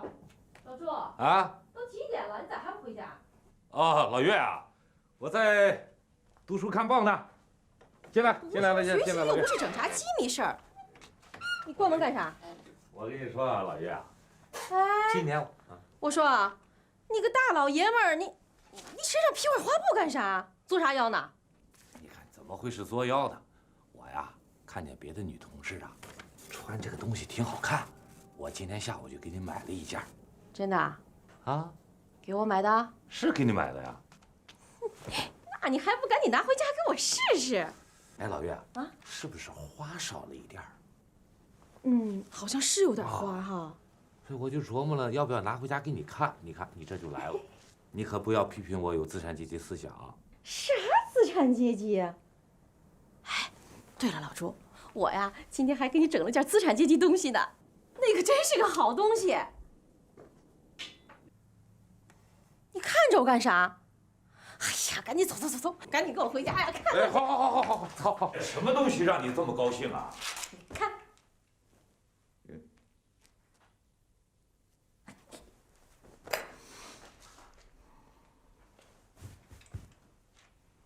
你把这么个小戏台子搬家里干什么？怎么着？你想请人到咱们家唱大戏啊？什么戏台子？这是一张床。你别蒙我了，床有这样的吗？这方方正正的，这不是小戏台子吗？哎，你见过这软乎悠悠的、颤悠悠的这小戏台子？来，坐这儿试试来。怎么样？怎么样？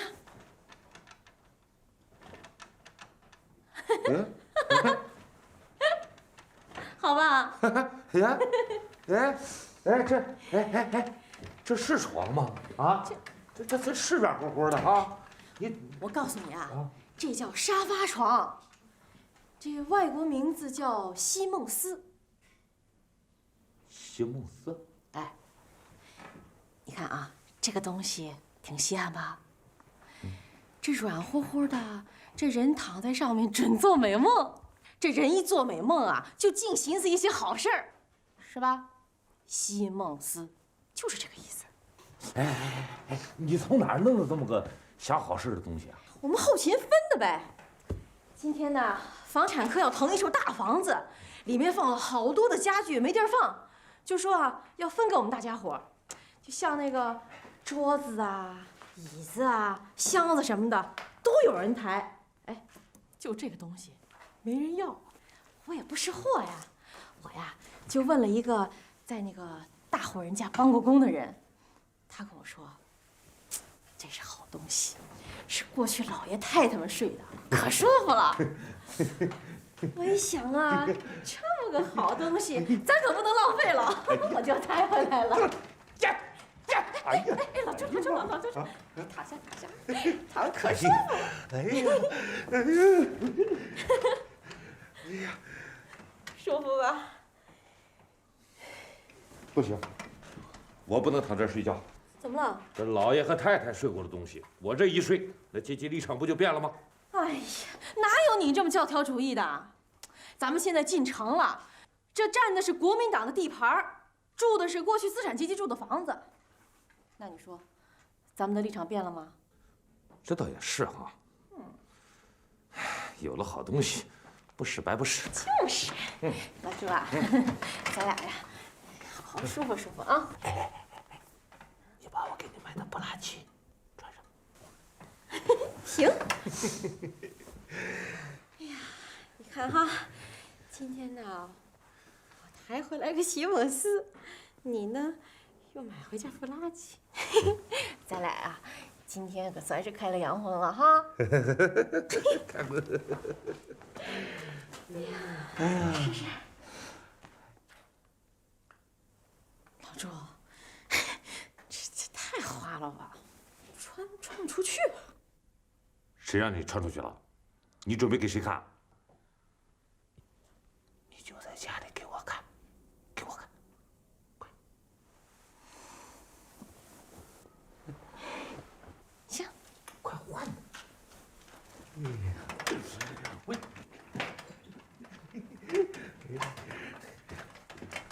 这！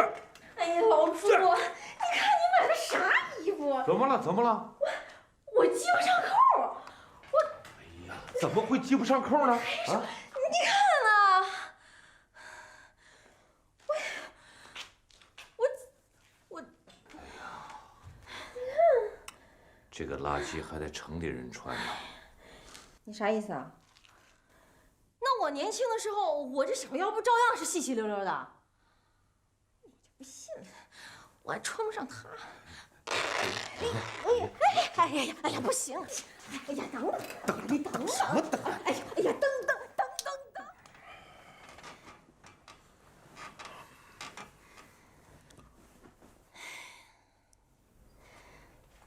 大周，你说是这个席梦思好啊，还是咱们过去那瓜棚好啊？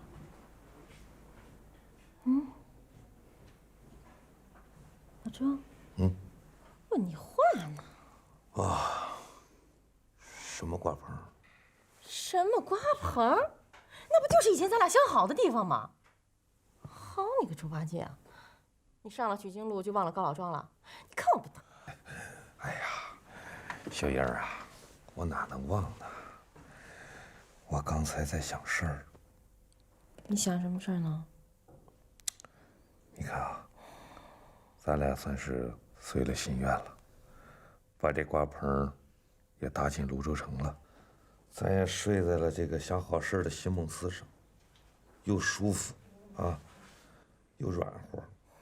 可咱们的阶级弟兄呢，到现在还是孤零零的一个人，怪可怜的。你是说江师长江必达？是啊，现在也解放了，咱们也进城了，也该享享清福了。你说他30多岁的人了啊，到现在还是那么一个人干靠，他得靠到什么时候？可惜东方文英了。是啊，要是东方政委不牺牲，这个大床，我一定要让给他俩睡。你想啊，凭他俩的情谊，再凭江必达那体格，他俩要睡这床上，那得怎么个折腾啊？啊！嗨，想什么呢？净歪想。我怎么会歪想呢？我和江必达是从小一起长大的，也都是从麒麟山上下来的。你说咱俩吧，是朱金卷、马背槽的，可老姜呢，还是光棍一团。哎呀，想想我这心里难受。那倒也是哈。你说，男大当婚，女大当嫁。哎，江师长那么精壮一条汉子，这老那个女人啊，也是不妥当。阿朱啊，咱们想个办法，帮他解决了。难呐！自从这个东方政委牺牲了以后啊，就像那个戏词里唱的那样，叫斩断了情缘呐。可惜啊，东方政委也走了。哎，你别看老姜现在大大咧咧、满不在乎的，他心里啊，还想着东方呢。一个男人呢，心里头要是老想着一个女人，那他就是好男人。这样的好男人呢，就应该给他找个好女人。听你这意思，你有预备队了？我看韩春云就不错，这些年不是他一直照顾着老姜吗？不行，他俩虽说都是好人，但是就是犯冲，不是一家人进不了一家门。想当年的时候，韩春云是许配给姜大牙的，姜大牙乐意，韩春雨死活不干，就这样，他才跟陈茂涵才错投到了高寒营里面。那都是过去的事儿了。那现在姜大牙变成了姜必达，两个人呢又是老乡又是战友。再说了，这个韩春云呢，她还是个美人胚子，他就成不了了。其实啊，年轻的时候啊，这韩春云对陈茂涵倒是不错。哎，我就纳了闷儿，他俩怎么就没成一对儿呢？哎呀，对呀，还有陈参谋长呢哈。你看看，咱们这2师领导层啊，都快变成和尚庙了。他们仨呀，可都该成家了。哎，要不这样，你呢？你不是经常到地方去做报告吗？看看有没有年轻漂亮的姑娘给领导介绍介绍。咱呢，不一棵树上吊死。对呀，兔子不吃窝边草，天涯何处无香草。是这样。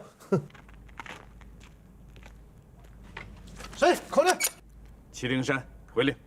哦，师长啊，这么晚了还没休息啊？啊，睡不着，出来走走。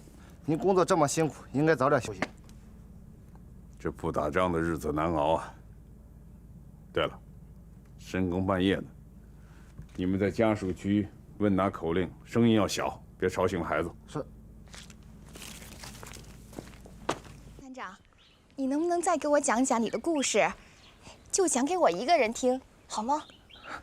好是好，不过呢，玉芳同志，我想求你一件事儿。什么事你尽管说，那还用说求吗？我给你介绍个对象，行吗？不行。为什么？因为我心里已经有人了。有人了？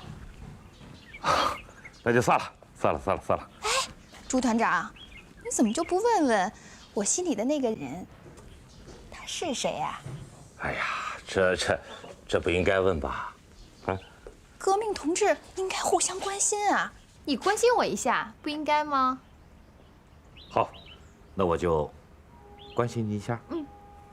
坐。岳芳同志，他是干什么工作的？他是个革命军人，而且还是个老干部。说他是个老干部吧，其实他年纪并不大，是个抗战干部。他是一个特别有名的战斗英雄呢。巧了，我要给你介绍那个人呢，他就是这样。那他在哪儿工作呢？他就在咱们军的一个团，而且呀，他前几天还给我们做过报告呢。我就是在听他报告的时候，心被他俘虏的。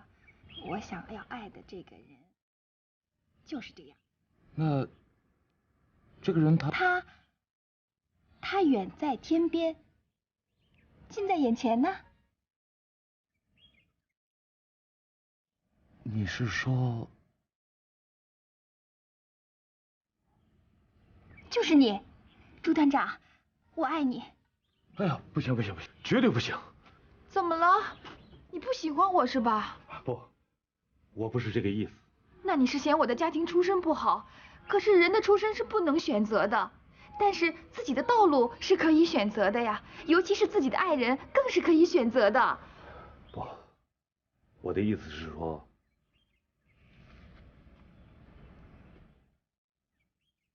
我已经结婚了。你结婚了？那我怎么办呢？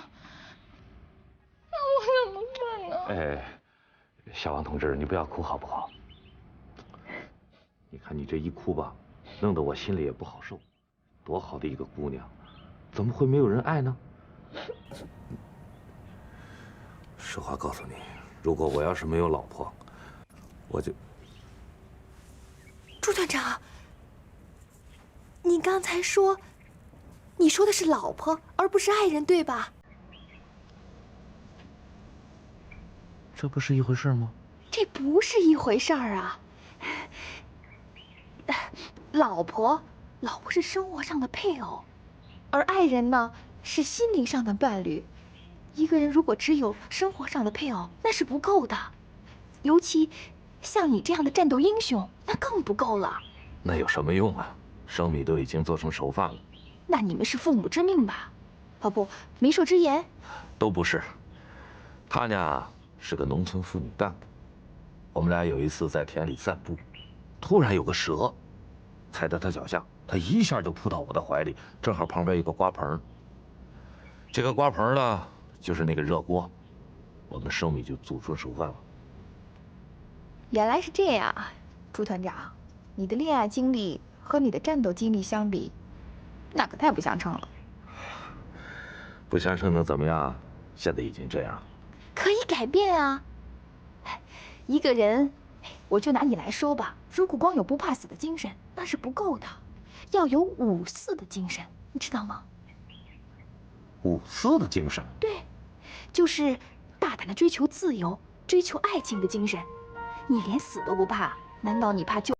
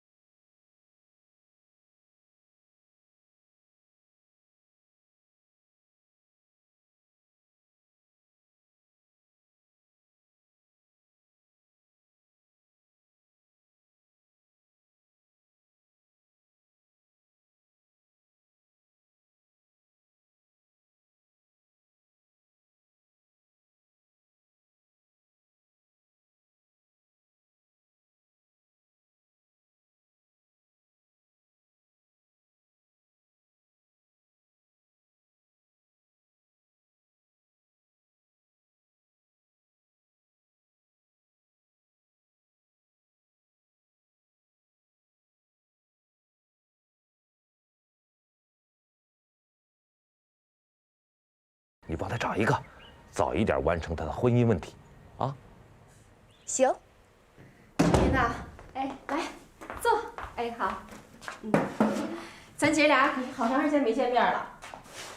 今天呢，咱不谈工作，咱姐俩就聊聊贴己的嗑，咋样？就是啊，你看进城这么长时间了，整天忙东忙西的，还真没有好好的聊过天呢。喝水。哎。春云呐，你也老大不小的了，这个人问题呀也该解决了。这要是在咱老家，那娃娃恐怕都得拖上2、3个了。那咱不是参加革命了吗？还想那么多干什么？哦，照你这意思，那参加革命就不能谈婚论嫁了？那咱们的革命事业叫谁来接班啊？那革命导师马克思，他还谈情说爱呢。他和那个燕妮子，男仔女娃的生了一大堆。你看你啊，韩春云这么个美人胚子，那你说还是个科长，这要是一辈子1回婚都不结，那到头来呀，连男人是个啥滋味都不知道。你说你亏不亏啊？啊，秀英姐，说什么呢？你看我和我们家老朱，白天啊是轰轰烈烈的工作，晚上啊热热乎乎的生活。哎，那小日子啊，过得可是有滋有味，腻腻乎乎的。哎，可你们呢？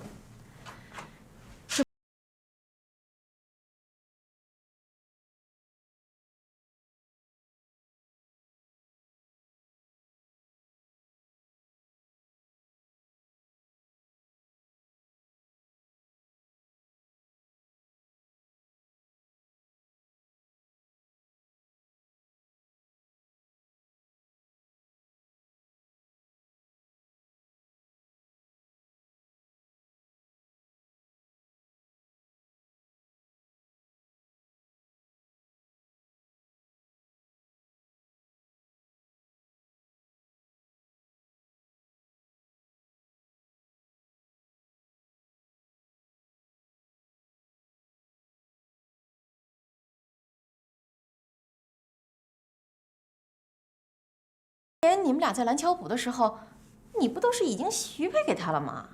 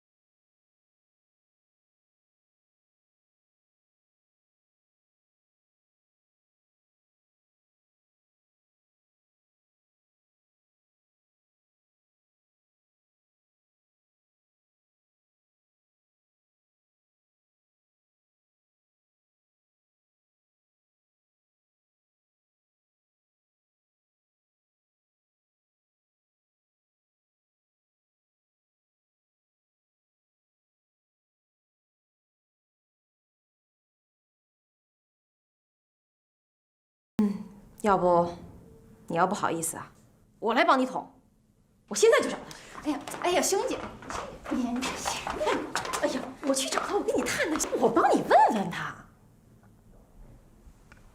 咋了？陈梦涵心里头也装着一个人。哎。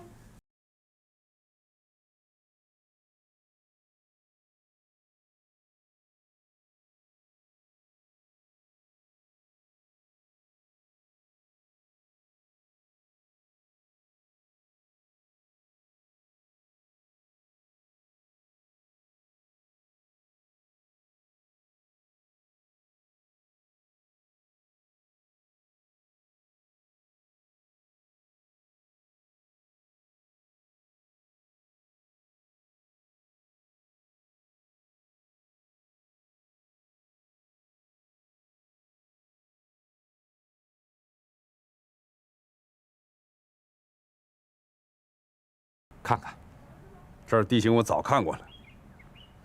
大星期天的，出来逛逛。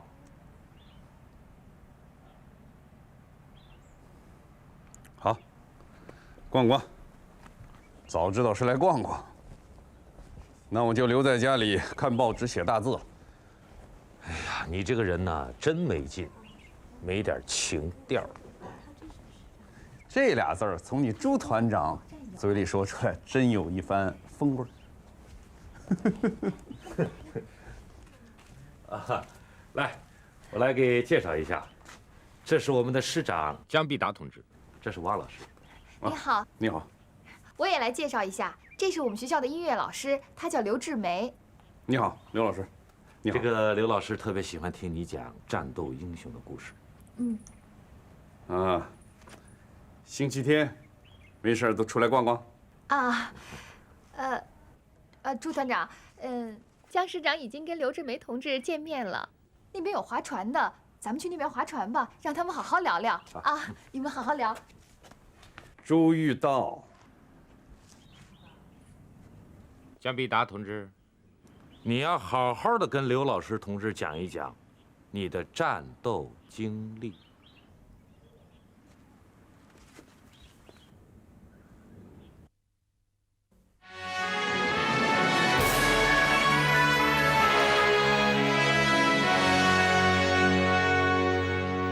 男人的身上有热血，男人的身上有正邪，是你那温柔的一笑，把他的野心化解。